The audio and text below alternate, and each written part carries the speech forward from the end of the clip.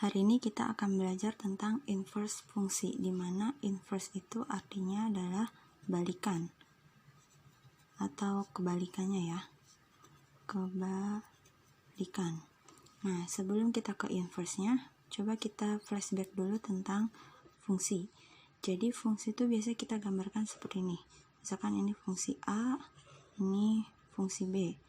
Misalkan di sini ada 3 himpunan, yaitu A, B, C, lalu di sini ada 1, 2, 3. Misalkan A berpasangan dengan 1, B berpasangan dengan 1, C berpasangan dengan 3. Maka dia disebut sebuah fungsi karena setiap anggota di himpunan A ini memiliki pasangan di himpunan B. Dan setiap anggota di himpunan A itu hanya dipasangkan dengan satu anggota. Bisa kita tuliskan menjadi F-nya itu adalah A,1, B,1, dan C,3. Nah, itu adalah fungsi. Bagaimana dengan inverse fungsi? Inverse fungsi artinya dia kebalikannya. Berarti kita tulisnya sini B, sini A-nya. Ini kan tadi 1, 2, 3, lalu ini ada A, B, dan C. 1 itu tadi ke A, 1 itu ke B, dan 3 itu ke C. Gini. Nah, berarti bisa kita tuliskan F inverse-nya itu menjadi 1, A, 1, B, dan 3, C. Tapi ini bukan merupakan fungsi karena si 1 ini punya 2 pasangan. Jadi ini F inverse-nya bukan fungsi. F inverse ini bukan fungsi karena ini 1 disebutkan 2 kali. Itu artinya dia bukanlah fungsi. Karena jika fungsi itu kita hanya menyebutkan 1 kali. A hanya disebutkan 1 kali, B sekali, dan C sekali. Atau kita punya syarat bahwa F inverse itu akan fungsi jika fungsinya itu merupakan fungsi bijektif atau satu-satu. Jadi fungsi bijektif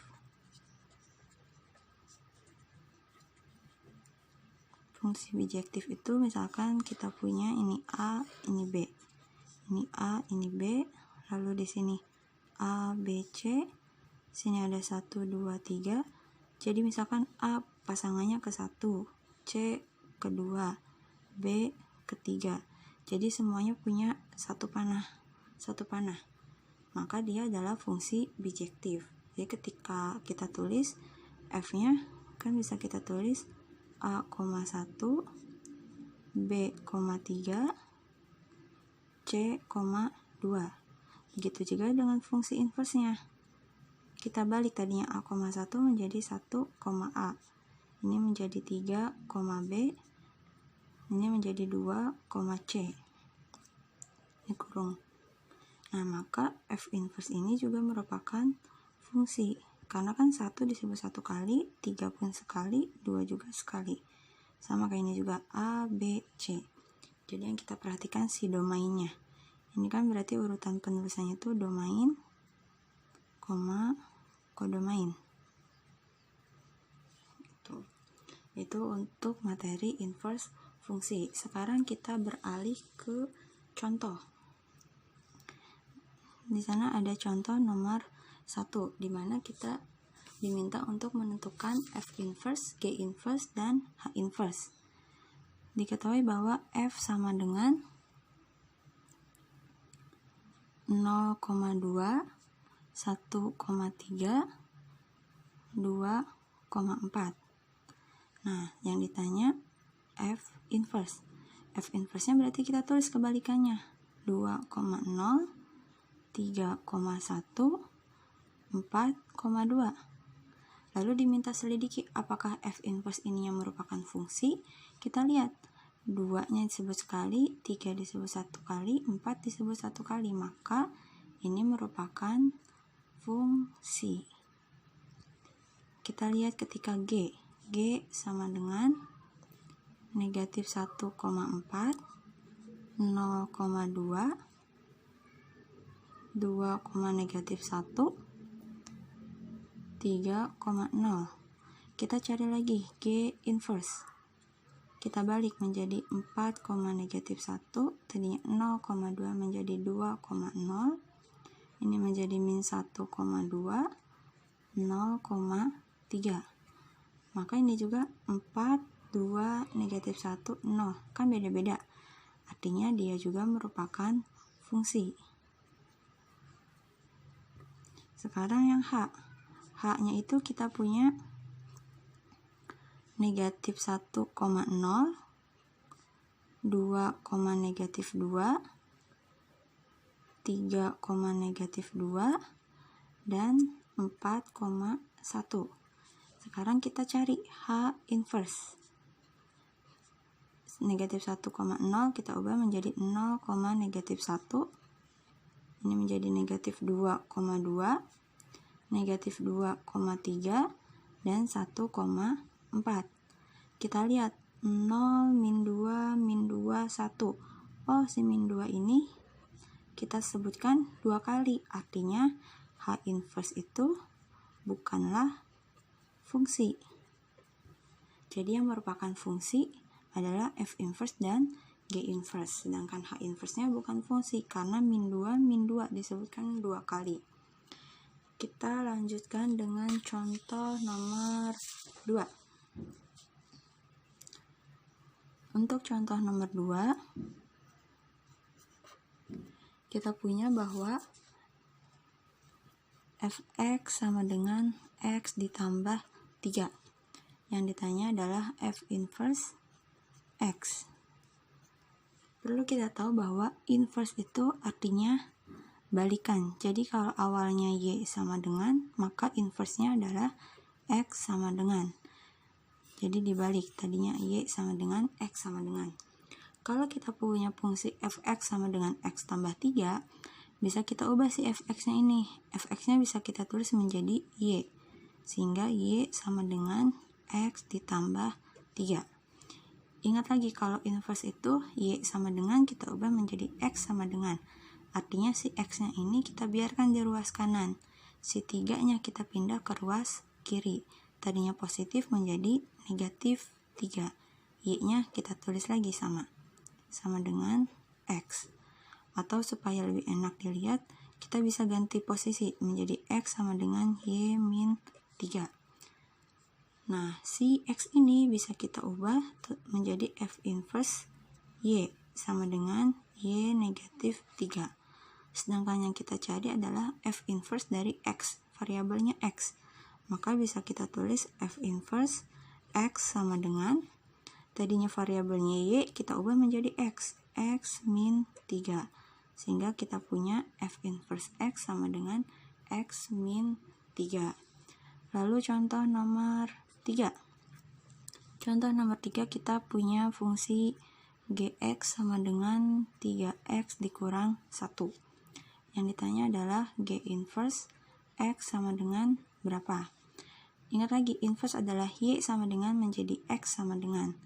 Berarti jika kita misalkan ini y sama dengan 3x min 1, maka x ini kita biarkan di ruas kanan. Min 1 yang kita pindahkan ke ruas kiri.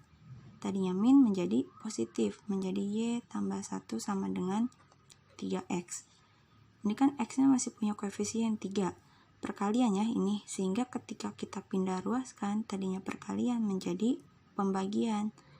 X sama dengan y tambah 1 per, perkalian menjadi per 3. Atau supaya lebih enak dilihat, bisa kita ganti menjadi x sama dengan y tambah 1 per 3, supaya posisinya lebih enak dibaca ya. X sama dengan y tambah 1 per 3. X-nya bisa kita misalkan menjadi f inverse dari y sama dengan y ditambah 1 per 3. Maka f inverse x sama dengan x ditambah 1 per 3. Oh, ininya fungsi g ya, fungsi g. Sehingga kita punya g inverse y sama dengan y plus 1 per 3, g inverse x sama dengan x plus 1 per 3. Itu untuk soal nomor 3. Coba kita kerjakan lagi contoh soal nomor 4. Oke, contoh soal nomor 4 itu kita punya fungsinya H. Hx sama dengan X per 2 dikurang 6. Yang ditanya adalah H inverse X. Inverse itu ya sama seperti tadi, ketika kita punya Y sama dengan, maka inverse-nya kita cari X sama dengan. Kita misalkan ini menjadi Y sama dengan X per 2 negatif 6.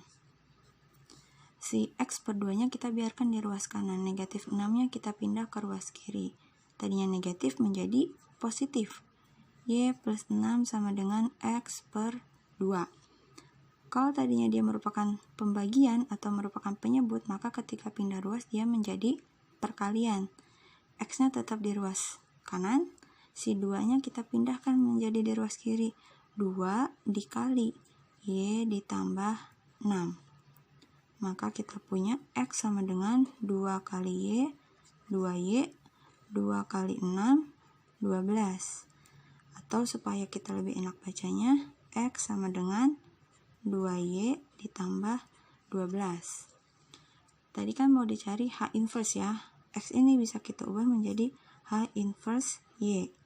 Sama dengan 2Y tambah 12.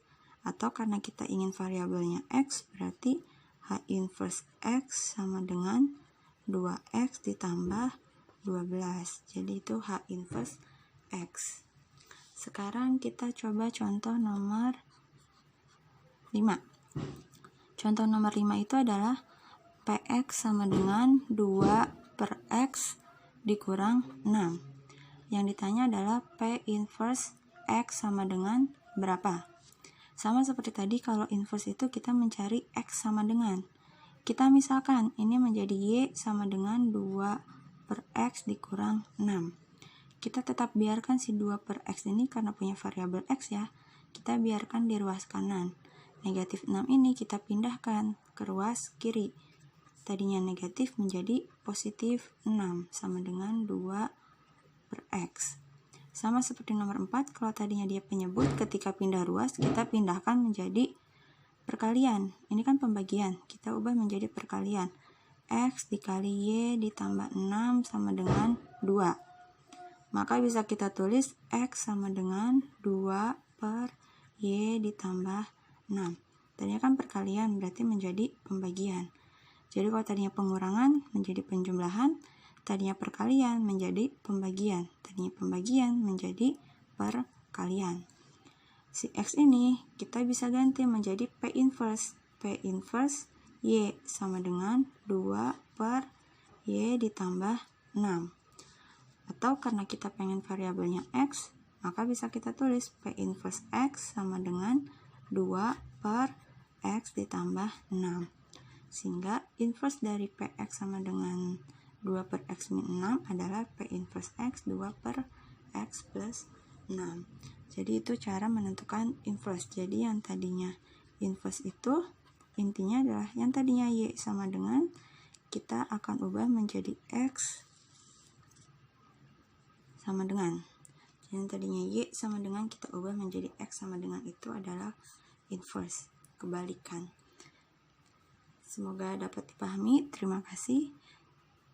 Assalamualaikum warahmatullahi wabarakatuh.